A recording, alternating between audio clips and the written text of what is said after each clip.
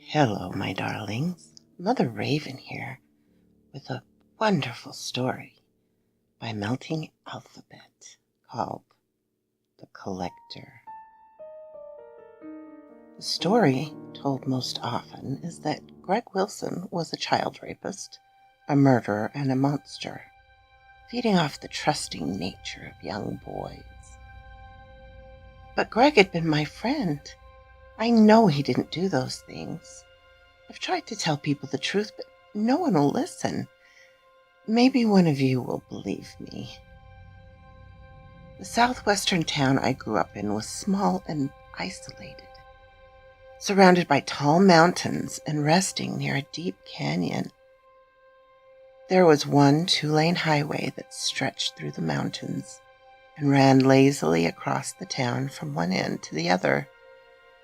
Buying comic books there was impossible before the internet.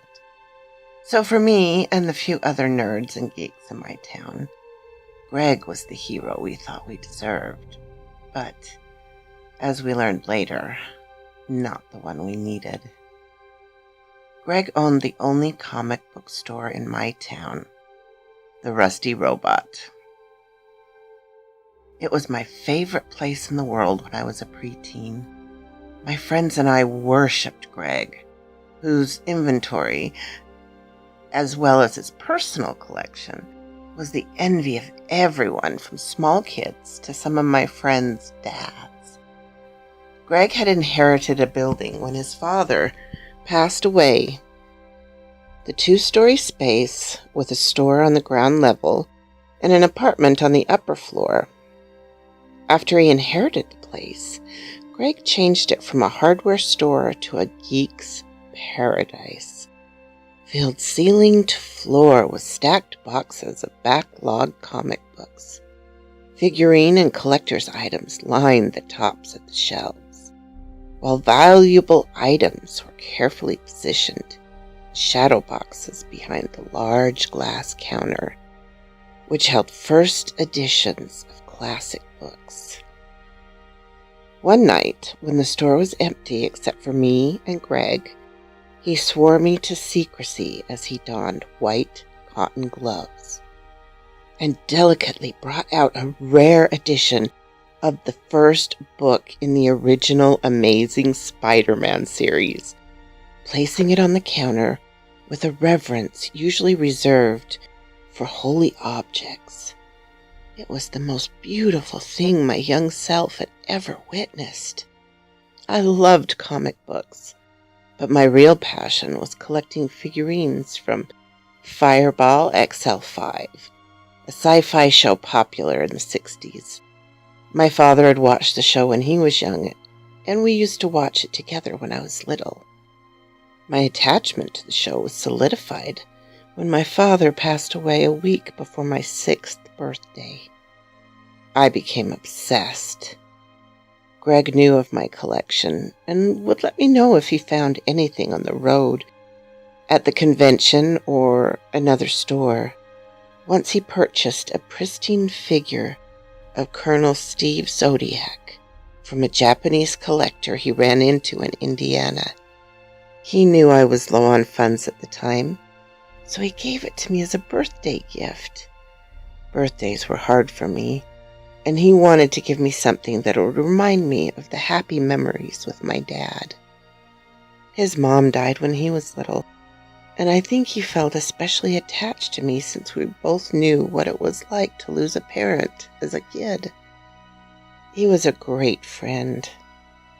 Our town had a history of children disappearing, usually one a year.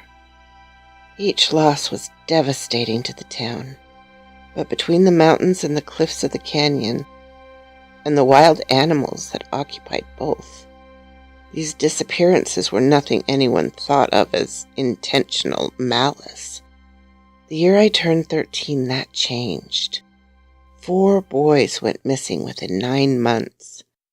The first one, Brandon, 9 years old, went missing that January. The entire town got together and searched for him in the mountains and along the closest wall of the canyon.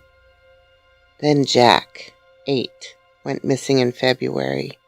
and the town doubled their efforts. Kyle, 9, disappeared one evening in early June, and Zach, 7, in September. The kidnappings didn't affect me much, beyond my parents spending a few nights assisting the search.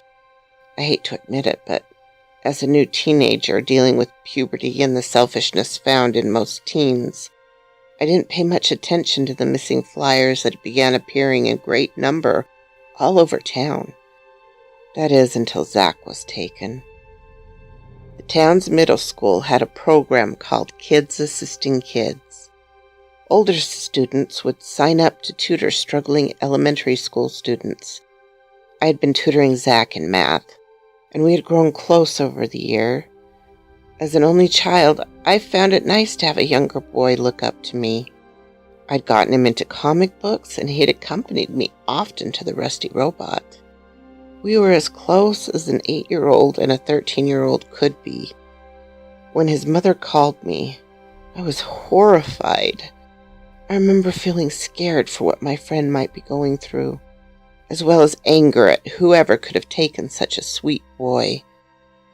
People noticed the trend of disappearing children instantly, and suspicion and accusations started spreading like wildfire. By the time Zach went missing, everyone in town was in full panic mode. It was only a small town, so everyone knew that all 4 boys had only 2 things in common.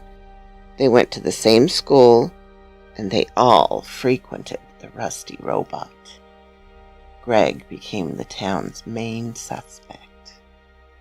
My mom, like most people's mother at that point, banned me from going to the store, so I didn't see Greg for almost a month. From the news report, I knew that they had found no evidence to support that Greg was the one behind the boys' disappearances. One weekend in late October, my mom went out of town on business. I woke up that Saturday a free man. I used a mixing bowl instead of a regular bowl to eat my Lucky Charms, and filled the latest snowy morning with cartoons. A little after lunch, I decided to check in on Greg. I bundled myself in a thick winter jacket and boots, and hopped on my red mongoose mountain bike.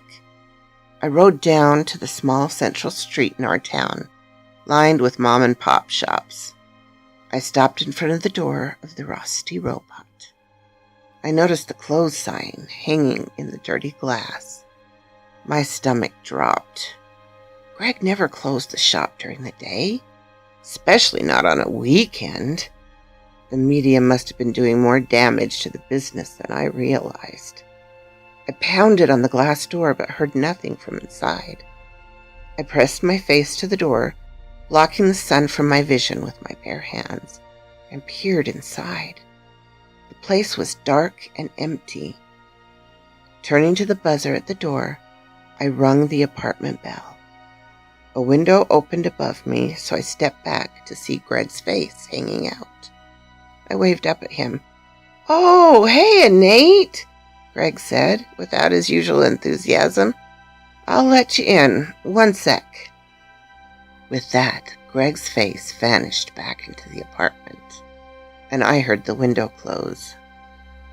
Moments later, I could see Greg approach the door from inside the shop. He waved as he saw me and unlocked the door, stepping aside as he opened it to allow me to pass his large frame. "Hey, Greg," I said as cheerily as I could, and stepped inside. He closed the door behind me and gestured for me to follow.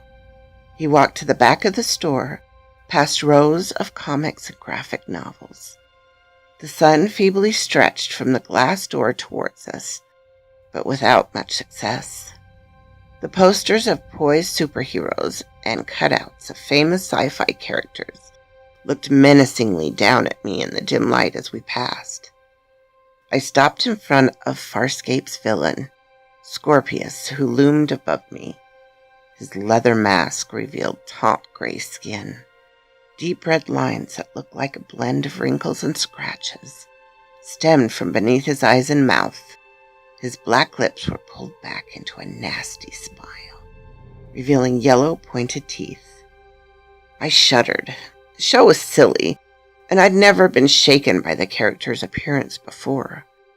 But his face morphed into a nightmare in the dark, stale air.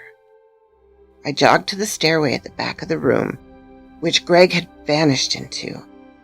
That had been the first time I'd ever saw the door to his apartment open. I followed him up into the dark unknown. Entering the kitchen, I squinted at the sudden light. A bare bulb above me illuminated the entirety of the main room, which consisted of both the kitchen and a small living room. Greg's apartment was pretty much what I expected. The first thing I noticed was that, like the store, the walls were lined with boxes, from floor to ceiling, the contents of his collection.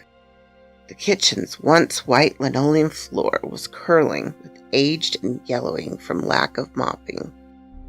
The wooden cabinets looked warped, one door hanging loose from its top hinges. Outdated wainscoting ran along the perimeter of the entire room, cut off halfway up by an over-the-top but faded floral pattern. The kitchen had an old rectangular table in the middle, with 2 chairs on either side. There was a worn beige armchair with a matching footrest in the living room. Placed strategically in front of a small television I recognized from shows that played after cartoons stopped during weekday afternoons, like I Love Lucy and Happy Days. I'd watch them sometimes when I was home from school sick. The room smelled bodily, like a mix of sweat, old food, and fear. I mindlessly picked up a figurine I didn't recognize and examined it. It was an amazingly realistic depiction of an older man. He was tall and thin, his mouth set in a tight scowl. He felt like he might have been made of leather, the texture of his skin more forgiving than the hard plastic I was used to, and his fine white hair rested in a comb-over above splotched, wrinkled skin. I felt the heaviness of the silent room around me and looked up at Greg, who stood before me, staring at the floor. His face was oddly unshaven, and his hair was even frizzier than normal. He looked like he'd lost weight. His skin was waxy and loose. Uncomfortable in the silence, I finally spoke. "How's it going?" I asked, realizing how stupid that question was in the moment, but unable to think of a better conversation starter. He looked up at me with eyes outlined in red and stared for a moment. I swallowed, shifting my feet beneath me in discomfort. "I've been collecting," he responded. I looked around, nodding encouragingly. "Yeah, this place is full of stuff." I smiled at him, hoping the conversation would become less awkward. "No, not this stuff," he said, gesturing towards the boxes.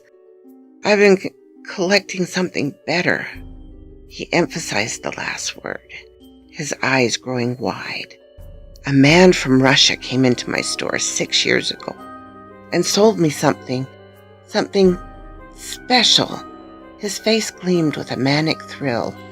I nodded, trying to figure out what he was trying to tell me.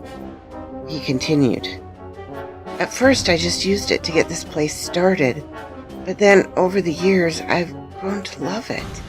He leaned closer towards me and I took a step backwards, uncomfortable with his tone. "I'll admit it's turned into a bit of an obsession." He paused, his eyes never leaving mine. "You're a collector," he said in a low tone. "You understand how addicting it can become." My heart was racing. This was not the Greg I knew. This was a Greg who, for the first time, I realized might be as bad as the press claimed he was. But I'd never even heard Greg swear, let alone express any interest in violence against someone else. He even refused to carry some of the more mature comics for that very reason. "I'll show you." He turned and shuffled to a door in the back. He opened it, and I reluctantly followed, led by a loyalty to my friend, even though my heart pounded with fear. The door revealed a much cleaner and neater room than the rest. White bookcases lined the walls, filled with what I recognized as the more valuable part of Greg's collection. The items were illuminated by small lights set into the top of each shelf. He gestured to a thin glass cabinet in the corner, set apart, and stopped. I walked up to it and looked inside. It displayed 9 small figures of children. They were each about 6 inches tall and were the most lifelike figures I'd ever seen. The features of their face were incredibly realistic. I examined each one individually in complete awe of the detail. I stopped at the last figure, my blood turning cold. I recognized that face. It was Zach's. I turned slowly towards Greg, who was behind me holding a small, futuristic toy gun. It sort of looked like one of the phasers from Star Trek, but it was different somehow. The more I looked at it, the more real the collectible seemed. It wasn't one of those cheap plastic things you usually see, but actually made of metal and glass. What's going on, Greg? I got this from the Russian. He had called it a Tatyetka gun. It sounded impossible, but the price was cheap enough, so I bought it on the spot. He rubbed the toy affectionately, then turned his attention back to me. I'm so happy you came. I've been waiting for you. What do you mean, Greg? What does that gun do? I said, my throat tightening with fear. Greg nodded to the glass case, to the figurines, to the young boys shrunken and frozen in time. I knew that even the ones who had disappeared years ago still had family searching for them, hoping with the last of their strength that they were okay. Despite all the logic and reason, these boys were standing in a display case in Greg's apartment. My eyes grew with realization and horror as Greg held up the gun, aiming it directly at my chest. I have to leave here soon, Nate. I have to get out of this town, Greg said, stepping towards me. You're a little old for the collection, but I love you so much. I can't bear to leave without you. I want you to be a part of it. I stepped back, trying to make my way towards the door. I watched Greg's finger tighten over the trigger. He shook his head. Now we can be together forever, Nate. I can be the father you deserve. Instinctively, I dropped to the floor. A high-pitched buzz vibrated over my head, and an unnatural green light illuminated the walls. Greg's face was bathed in the eerie light. He looked like he was radioactive. His facial features tightened with determination. His thin lips twisted into a sneer. I remembered the old man figurine I was still holding. I reached up and smacked Greg's hand as hard as I could. He yelped. The gun flew out of his grasp, landing by my leg.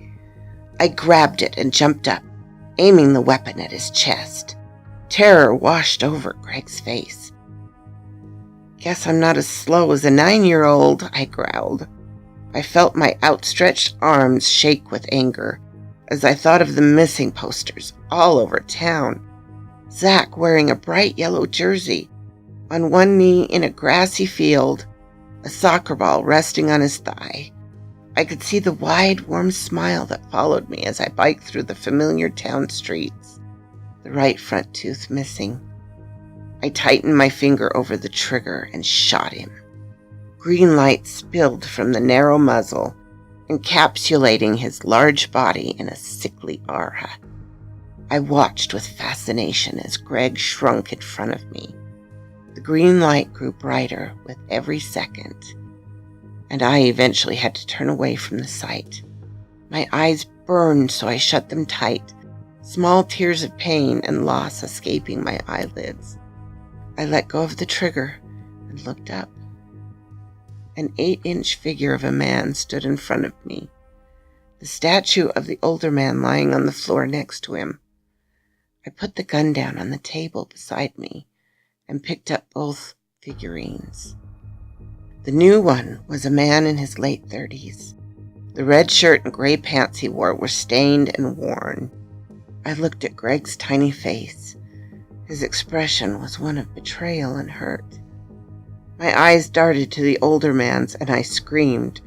I dropped both dolls and ran outside, jumping on my bike and pedaling as fast as I could away from there. The old man's scowl had transformed into a satisfied smile. I called my mom the second I got home and told her what happened. She immediately canceled the rest of her trip and came back. The next week was full of police questions. I repeated my story over and over again, but no one believed me. The official story is that Greg Wilson tried to kidnap me, as he did the others, but I had escaped. Greg had left town when his attempt was foiled, but neither him nor any of his victims were ever found.